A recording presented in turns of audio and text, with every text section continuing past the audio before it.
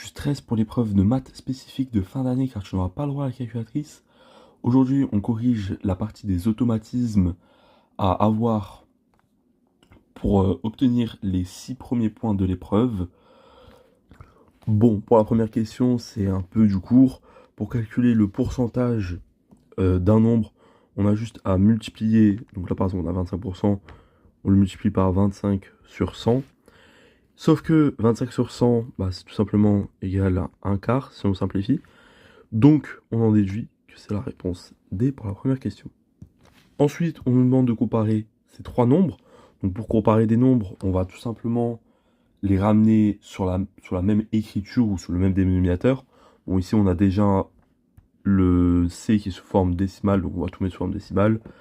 Le B, 19 sur 100, c'est égal à 0,19. Et 1 sur 5, c'est égal à 0,20. Et là, pour comparer, c'est facile. Le C, c'est plus grand. Après, on a le A et le B. Donc, c'est plus grand, A au milieu, et le B, c'est le plus petit. Donc, c'est la réponse C. Ensuite, pareil, on a quatre nombres, on nous demande le plus grand. Alors, quand tu as un nombre, par exemple, A qui est au carré comme ça, une fraction qui est au carré, c'est simple, le numérateur, on le met au carré, et le quotient, on le met au carré, ça fait 1 sur 25. Ensuite, ça, pareil, 1 sur 2 à la puissance 5, ça fait donc 2 fois 2, 4 fois 2, 8 fois 2, 16 fois 2, 32. Ensuite, 0,5, 0,05, du coup, on va le mettre sur notre forme de fraction. Du coup, c'est égal à 5 sur 100, donc 1 sur 20. Et ensuite, D, du coup, si on suit le même principe que les autres, c'est 1 sur 27.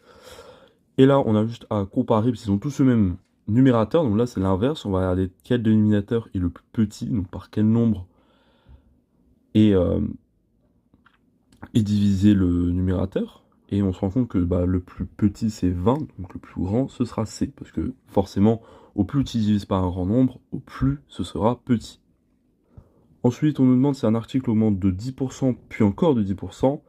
Il a augmenté de combien de pourcents? Donc bon, quand on fait une notation de 10%, c'est comme si on multipliait par 1 plus 10 sur 100, donc 1,1. Et on re-augmente l'augmentation de 1,1% de 1,1. Et 1,1 fois 1,1. Là, il faut être un peu fort, enfin, il faut avoir l'astuce du calcul mental. Tu fais 11 fois 11, ça fait 121. Tu mets la virgule après les deux nombres, parce qu'il y a deux nombres après la virgule dans la multiplication, et tu as 1,21. Et 1,21, c'est 1 plus 21 sur 100. Et donc, comme on l'a dit tout à l'heure, c'est une augmentation de 21%. Donc, c'est la réponse D. Ensuite, ça va aller vite. Le tiers d'un quart correspond à la fraction. Là, du coup, le tiers d'un quart, on fait 1 tiers fois 1 quart. Donc, c'est égal à 1 sur 12. Réponse D. Et ensuite, A égale 10 plus 0,1. Donc, déjà, on peut faire 10 plus 0,1, ça fait 10,1. Plus 1 sur 1000, ça fait 0,0.